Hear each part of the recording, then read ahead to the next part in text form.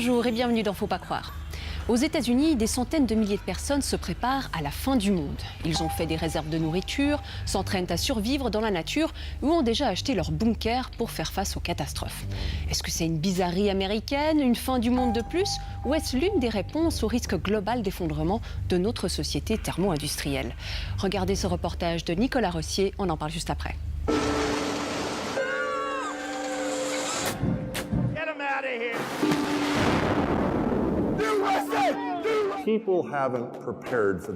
Les gens ne sont pas préparés pour la sinistre réalité. Quelque chose est en train de se passer sur la Terre. En un éclair, vous allez avoir un effondrement économique, l'anarchie et la loi martiale, ou un coup d'État. Mais ça ne s'arrêtera pas là, c'est juste le début.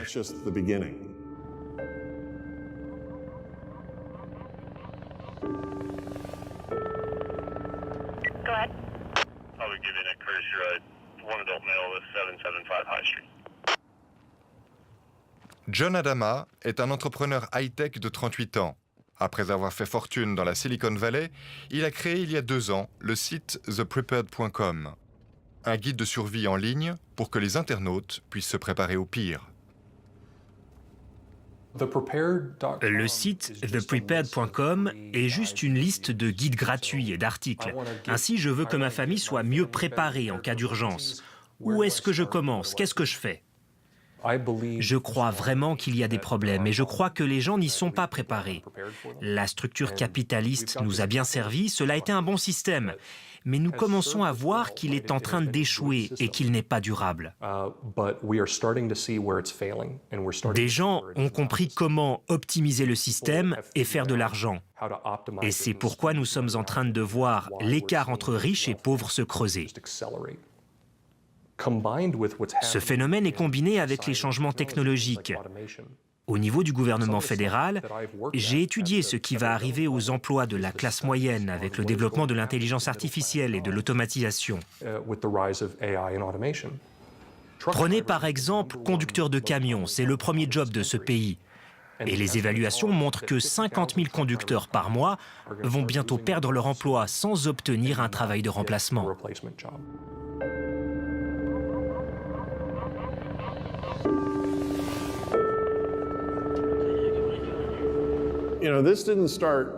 Vous savez, ça n'a pas commencé hier. Ça n'a pas commencé quand Donald Trump a été élu ou quand la Corée du Nord a commencé à menacer le monde. Ça a commencé quand j'avais 25 ans. L'entrepreneur Robert Vicino a racheté à l'armée américaine près de 600 dépôts de munitions pour les transformer en abris anti-atomiques. C'était comme un message de Dieu. Je pouvais entendre les mots, je pouvais le sentir, je pouvais le voir et c'était intense. C'était sans équivoque, c'était absolu. Le message était que je devais construire des abris pour 7000 personnes, une pour chaque million d'habitants sur la planète. Chaque abri peut accueillir 20 personnes avec des vivres pour une année. Prix d'entrée, 25 000 $. Si Robert Vicino arrive à tous les vendre, ce sera la plus grande communauté connue sur Terre de survivalistes vivant dans des bunkers.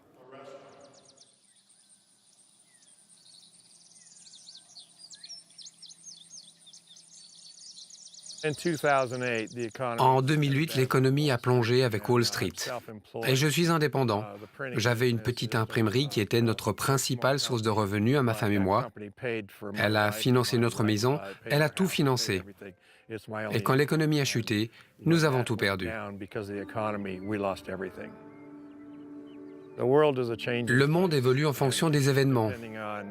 Disons-le ainsi, moi personnellement, je ne compte pas sur le gouvernement pour me sauver. Je pense à mes propres intérêts. Si vous êtes vraiment concerné et vous voulez vraiment une solution, vous pouvez y arriver. Vous pouvez vous le permettre. Le problème, c'est les 99% de la population qui vivent dans ce qu'on appelle le biais de la normalité.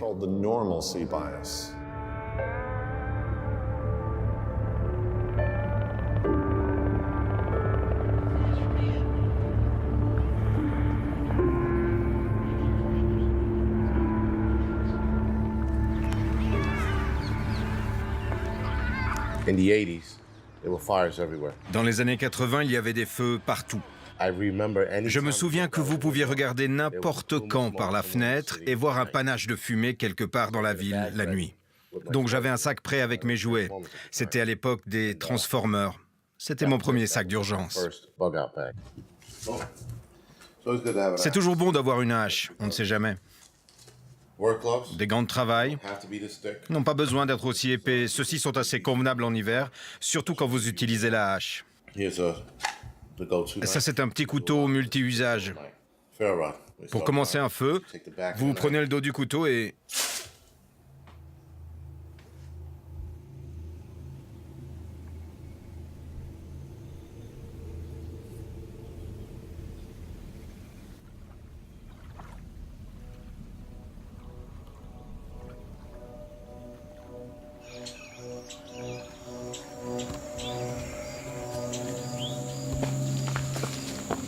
Chaque mois, Jason Charles, pompier à Harlem, organise des stages de survie dans les forêts sauvages près de New York. Pour lui, s'entraîner à être autonome dans la nature est primordial pour permettre de s'en sortir en cas de crise majeure. Nous, en tant que peuple, nous ne sommes pas prêts. Quelqu'un m'a dit que 30% des Américains étaient prêts. C'est un mensonge. C'est un gros mensonge, simplement parce que pour quelques personnes, être prêt, c'est avoir une torche électrique, 3 boîtes de haricots et un peu de ruban adhésif. Ça n'est pas être prêt. Bien, les pommes sauvages. Le frottement de pommes sauvages brutes guérit des blessures, retend la peau et ralentit les saignements. Donc c'est à utiliser si vous avez une déchirure dans la peau et vous avez un vilain saignement vasculaire et capillaire. Nous allons dans les bois où nous avons une réunion pour parler de compétences sous la main. Si vous n'avez plus de conserve, vous avez intérêt à savoir pêcher. Si votre eau est contaminée, vous avez intérêt à savoir la filtrer.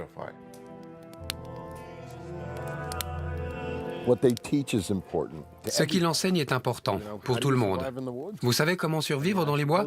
Je suppose qu'il y a 200 ans, ce n'était pas une nécessité, c'était notre style de vie. Mais on a perdu ces compétences.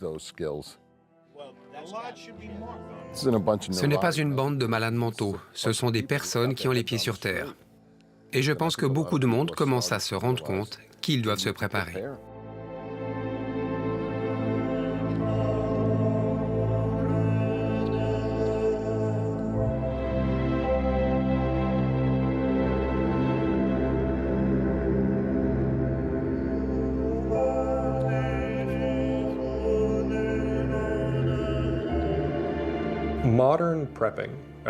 Le mot survivalisme est entré dans le vocabulaire il y a 10 ans, avec la récession, le crash financier et l'élection du président Obama. Et en 10 ans, le survivalisme a quitté la sous-culture extrême et confidentielle pour un courant beaucoup plus dominant. Il y a les gens qui sont arrivés dans le survivalisme récemment, parce que la tendance s'est inversée. Et maintenant, ils s'inquiètent de Trump ou des républicains au pouvoir ou de certaines politicailleries. La plupart des Américains ont à peine un jour de nourriture non périssable à la maison. Il y a des produits comme ceux-ci qui sont presque de la nourriture de camping avec une durée de vie de 25 à 30 ans. Vous les mettez dans un cagibi et vous les oubliez. Et vous pourrez les consommer si vous avez besoin de nourriture à cause d'un ouragan ou même parce que vous avez perdu votre emploi. Nous avons des nouvelles de gens qui disent avoir perdu soudainement leur emploi et qui n'avaient pas assez d'argent pour se nourrir pendant quelques semaines. Ils ont pu compter sur leur nourriture de survivaliste. En tant qu'entrepreneur de la Silicon Valley, j'ai travaillé pour des sociétés où des départements entiers de gens s'inquiétaient de perdre leur travail à cause de la technologie que je construisais. Et je leur ai dit non, cela n'arrivera pas, la technologie est positive. Cela a été vrai pendant un quart de million d'années, cela pourrait ne plus être vrai désormais. C'est cette même vision qui amène beaucoup d'entre eux à être des survivalistes. Et ce n'est pas être pessimiste ou abandonné. Avoir une assurance maladie ne signifie pas pour autant que vous renonciez à faire du sport. Vous pouvez essayer de trouver des solutions, de sauver le monde et en même temps avoir une police d'assurance pour le cas où ça ne fonctionnerait pas. Selon une récente étude du groupe Finder, près de 160 millions d'Américains seraient en possession d'équipements et de denrées de survie. 35% d'entre eux auraient acheté jusqu'à $400 de matériel rien que dans les 12 derniers mois. Sur les réseaux sociaux, on trouve plus d'une centaine de groupes spécialisés dans la survie en cas de catastrophe en tout genre. Certains groupes comptent près de 100 000 membres. Leur nombre ne cesse d'augmenter. Je vais vous ramener 7000 ans, peut-être même 11 000 ans en arrière. Je vais vous ramener à Noé et à l'arche. C'est effectivement ce que nous sommes en train de faire ici. Et c'est la signification de mon projet. Nous sommes arrivés à un moment où seuls ceux qui seront prêts survivront.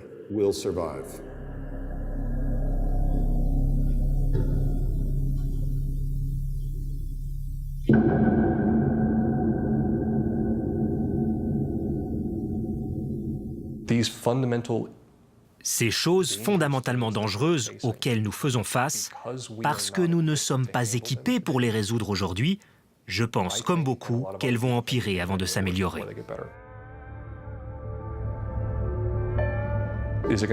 Y aura-t-il une situation à la Walking Dead où le monde est anéanti? Probablement pas, et je ne le souhaite pas. Mais pourrions-nous passer à travers des décennies de privations économiques et de changements sociaux fondamentaux jusqu'à ce que nous le comprenions? Oui, peut-être. Et pourrait-il y avoir une différence significative entre les gens qui seront prêts et ceux qui ne le seront pas? Oui, absolument.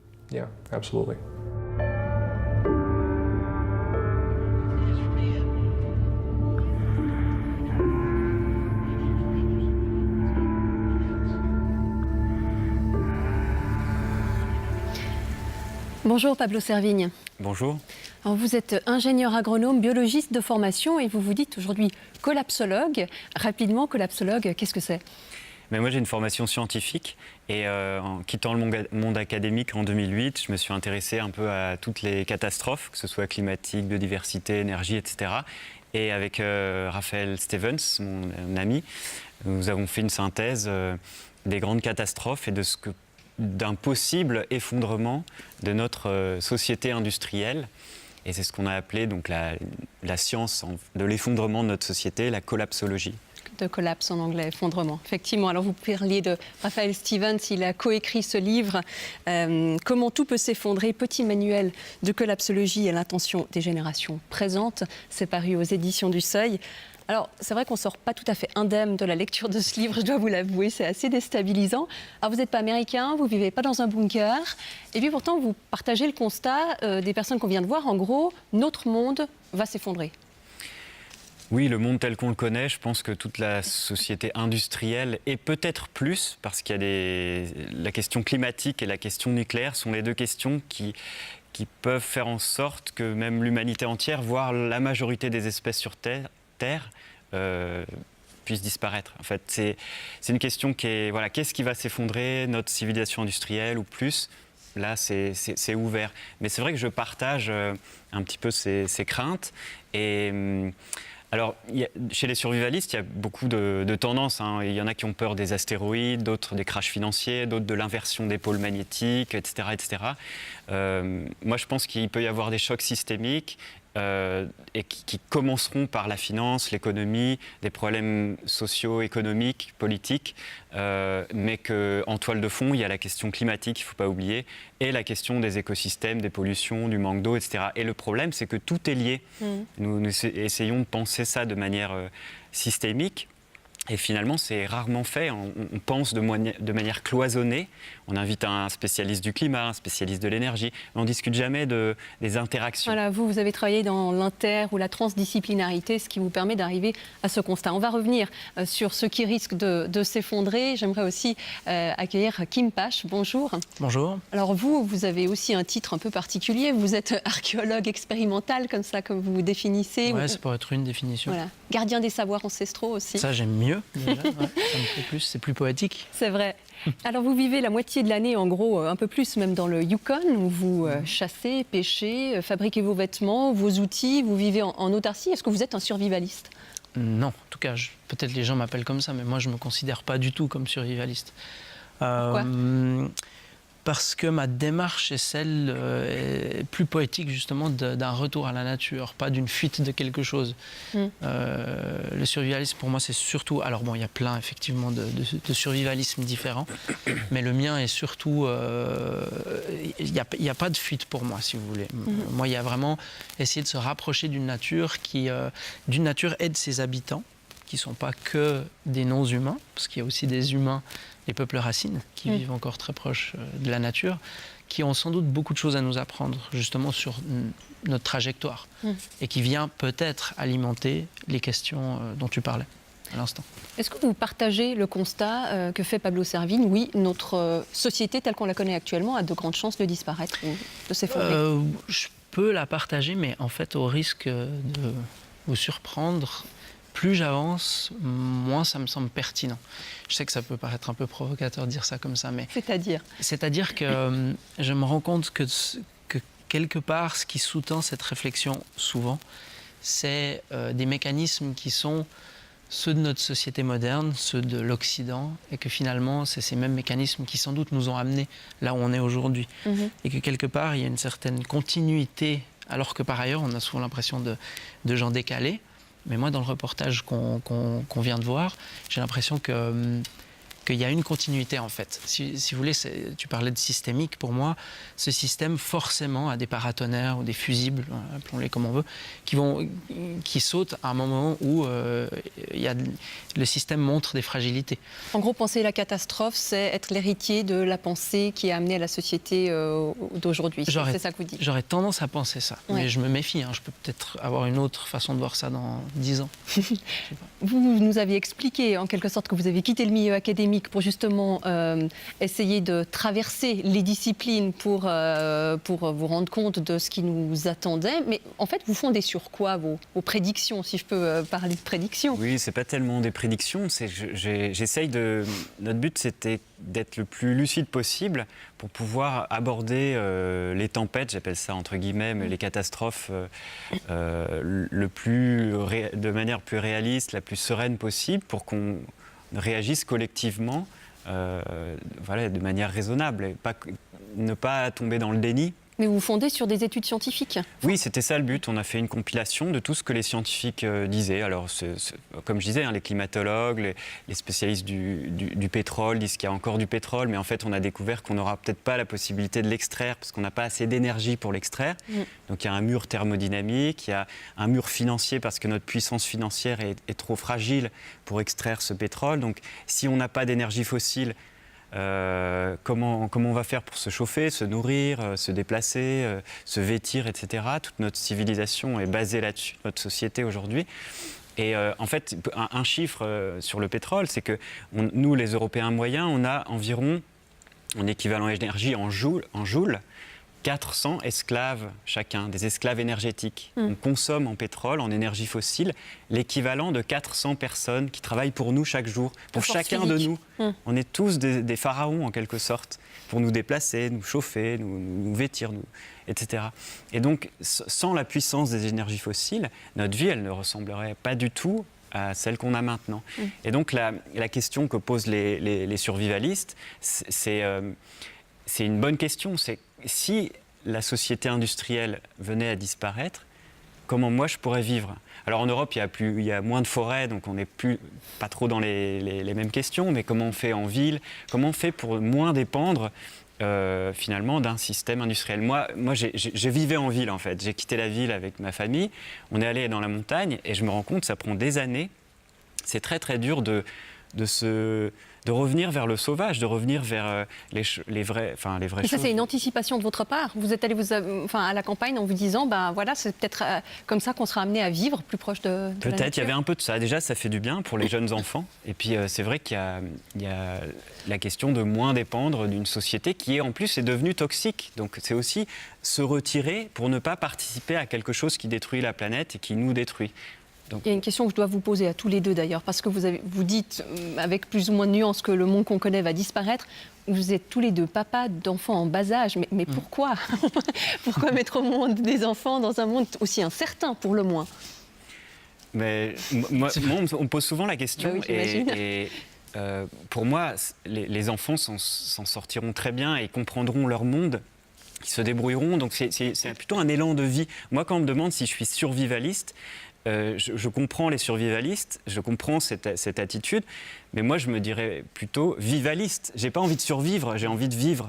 Donc, et l'objet des travaux qu'on est en train de faire avec Raphaël, disons la suite des travaux de collapsologie, c'est explorer quelle est la différence entre survivre et vivre. Quelle est cette pulsion, quelle est cette culture même qu'on peut mettre en place pour ne pas se crisper dans ce réflexe de peur et aller au-delà. Et pour vous, je te rejoins. Moi, il n'y a pas de réflexion derrière avoir des enfants, en fait. C'est plutôt eux qui nous ont convoqué que l'inverse, me semble-t-il. Mais non, pour moi, avoir des enfants, c'est nourrir justement le non-contrôle, dans mon cas, moi. C'est-à-dire que ma démarche depuis 15 ans, sans que je m'en sois tout à fait aperçu au début, c'est venu que progressivement, c'était d'essayer d'aller écouter ce que des peuples racines ont à nous dire, ce que la nature sauvage a à me dire, si elle a quelque chose à me dire. Et puis cette écoute m'a doucement dirigé vers une posture où c'était moi qui devais faire l'effort de m'assouplir. Si on pourrait dire que plutôt que d'habiter un lieu dans la nature, l'idée c'était de transcender ça, puis d'aller vers être habité par quelque chose. Et dans cette démarche-là, il y a un lâcher-prise. Et ce lâcher-prise, j'ai l'impression que finalement, avoir des enfants aujourd'hui, pour moi, la réponse, c'est celle du lâcher-prise. Alors, vous l'avez évoqué un peu tout à l'heure, on a quelques réponses aussi dans le reportage, enfin, ce n'est pas des réponses, mais des projections à quoi pourrait ressembler un monde qui n'est plus fondé sur justement notre système thermo-industriel. Vous pensez qu'on va passer par quel stade? Vous avez dit, bon, ça peut être le spectre très large, mais par rapport à ce que vous avez étudié, vous pensez qu'on va vers quoi? Ça, c'est une question difficile. Je ne suis pas du tout... Vous vous préparez à quoi, Soleil, alors? Non, c'est dur. En fait, ce qu'on explore dans le livre, c'est qu'il y a le mot effondrement, même le concept, il peut se décliner de beaucoup de manières différentes. Ce n'est pas juste la fin du monde et après, il n'y a rien. Non, mais vous dites qu'il n'y a pas de solution pour garder le monde tel qu'on connaît aujourd'hui en même temps. Ce qu'on propose dans le livre, c'est que effectivement, le constat, il est dramatique. Donc, ça va être dur d'éviter un effondrement. Donc, ça va être dur ou impossible? C'est impossible de dire, d'être certain. En fait, c'est impossible de dire que ça va arriver et c'est impossible de dire que ça ne va pas arriver. Et justement, c'est l'incertitude qui est le moteur de la pulsion de vie, en fait, du fait qu'on va se mettre en action. Parce que si on était sûr que ça n'arrive pas, ben on ne ferait rien. Si on était sûr que ça arrive, on ferait quelque chose. Et en fait, l'effondrement, déjà, il a commencé dans certaines parties du monde. Ce sont certaines parties, certains pays, certaines régions se sont déjà effondrés pour diverses raisons. L'URSS, par exemple. L'URSS dans les années 90, mais il y a aussi la Syrie ou la Libye aujourd'hui, enfin d'autres régions du monde. Il y a des classes sociales aujourd'hui, même dans des pays qui ne sont pas effondrés, qui subissent une sorte d'effondrement, et puis il y a des effondrements psychologiques. Tout ça, c'est très dynamique. Donc on a essayé de mettre un peu de, comme on pourrait dire, 50 nuances d'effondrement, 50 nuances de gris dans cette notion, pour penser la complexité. On appelle ça la mosaïque de l'effondrement. Donc suivant les régions, suivant les cultures, suivant les manières de réagir, ça se passera différemment sur plusieurs années ou plusieurs décennies. Vous parlez aussi d'effondrement démographique. Vous, clairement, les projections de 9 milliards d'individus en 2050, vous n'y croyez pas? On n'y arrivera pas? Non, j'y crois pas trop. Bon, je ne sais pas si on a le temps de développer, mais... pas trop, mais... Non, je pense qu'il faut... Enfin, c'est la définition des archéologues. Un effondrement, c'est une diminution rapide d'une population dans une région donnée. Mais ça, c'est une définition qu'on donne a posteriori, en regardant le passé. Le vivre au temps présent, c'est autre chose, c'est une autre démarche. La question démographique, elle est difficile aujourd'hui. Kim Pache, vous êtes en contact avec des personnes à qui vous proposez des stages d'immersion, pas de survie, des stages d'immersion dans la nature. C'est vrai. On va voir quelques images d'un reportage de Passe-moi les jumelles qui vous a été consacré en 2016, où on vous voit ramasser de quoi vous fabriquer un abri. C'est ça que vous transmettez à ces personnes. Ces personnes qui viennent en stage d'immersion, elles cherchent quoi, en fait? Alors, c'est une mosaïque assez large. Il y a de tout, mais je pense qu'effectivement, ce que les gens ont en commun dans ces personnes qui viennent dans les stages, c'est justement une sensation ou un ressenti que notre civilisation aujourd'hui ne répond pas à toutes les questions. Et puis, il y a beaucoup de gens qui ont l'impression, je pense, qu'il leur manque un contact à la nature. Alors après, ça se décline parfois dans quelque chose d'extrême, de se dire il faut que je sache me débrouiller dans la nature au cas où tout pète. Et puis de l'autre côté, il y a des gens qui ont l'intuition que peut-être que de se remettre en contact avec la nature pourrait changer un peu leur vision du monde ou leur apporter quelques réponses. Voilà, dans ce spectre, il y a un peu de tout. Pablo Servigne, je signale un autre livre que vous avez publié plus récemment avec Gauthier Chapelle, s'appelle L'entraide, l'autre loi de la jungle. Parce que vous dites qu'il n'y a pas de solution pour conserver le monde tel qu'on le connaît. En revanche, vous apportez des pistes pour l'après à travers ce livre. L'entraide, ça va ressembler à quoi? Vous pensez qu'en fait, nos structures politiques, sociétales vont peut-être être remplacées par ce lien d'entraide que vous dites naturel entre les êtres humains? Oui, c'est ça, c'est une autre synthèse des travaux scientifiques transdisciplinaires avec cette fois le biologiste Gauthier Chapelle, et on s'est rendu compte qu'en fait dans la nature, tous les êtres vivants s'entraident, il y a des relations incroyables de mutualisme, de coopération, d'altruisme, etc. Et même chez nous les humains, on a cette propension, alors spontanée et organisée et institutionnelle et culturelle, on a beaucoup de manières de s'entraider et c'est très puissant chez nous.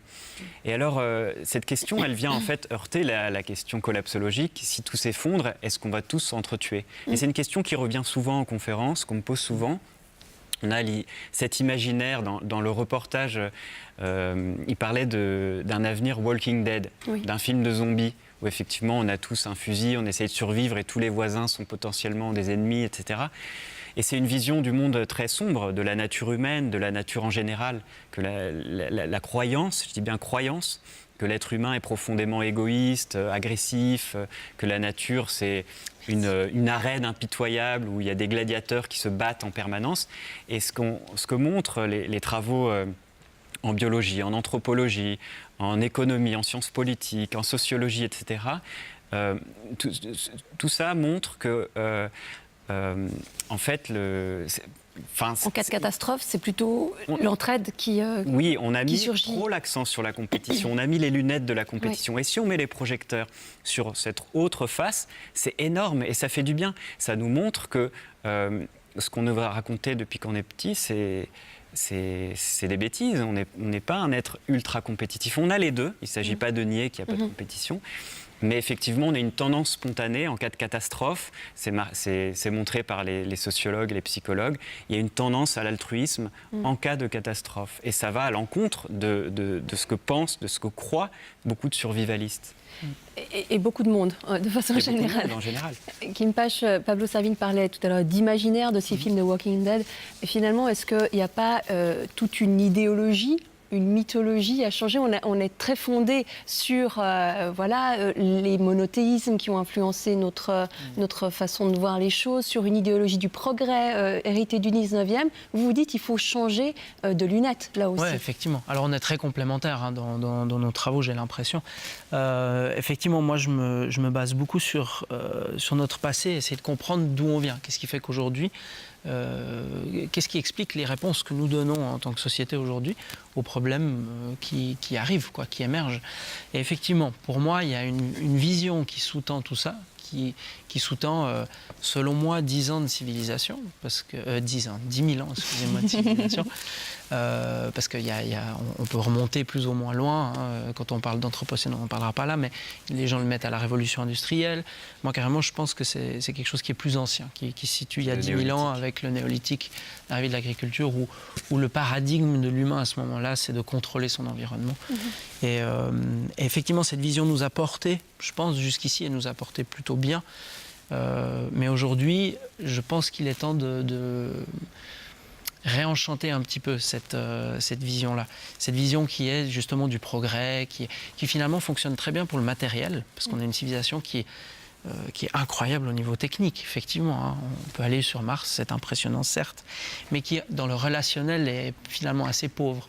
Ça vient nourrir ce que tu viens de dire, c'est-à-dire l'entraide qui est le dénominateur commun de beaucoup de peuples traditionnels et qui peut nous apprendre beaucoup de choses. Donc effectivement, revisiter notre mythe, celui de dire que l'humain sur Terre doit être forcément comme l'occidental, qu'il n'a pas le choix et qui doit suivre le progrès, la technologie. Je pense que tout ça peut être visité. Mais changer un paradigme vieux de 10 000 ans, c'est possible. C'est possible. Il faut se lever tôt, mais c'est possible. Oui, mais écoutez, on a des exemples, hein, heureusement. Finalement, si on prend la Renaissance, c'est un bon exemple. Je pense qu'il aurait été impossible de programmer la Renaissance. Ceux qui étaient avant la Renaissance, au Moyen-Âge, n'auraient pas pu imaginer la Renaissance. On se serait retrouvés à débattre comme ça au Moyen-Âge et à imaginer ce qu'il y avait derrière. On n'en aurait eu aucune idée. Donc finalement, aujourd'hui, on est dans cette même position où il y a quelque chose plus loin. Mais on a beaucoup de peine à l'imaginer, en fait.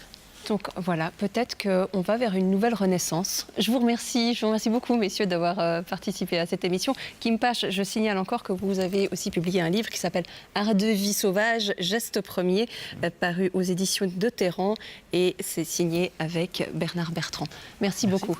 Merci. Et si vous souhaitez réagir à cette émission, vous pouvez nous écrire à l'adresse fautpascroire@rts.ch ou alors poster un message sur notre page Facebook.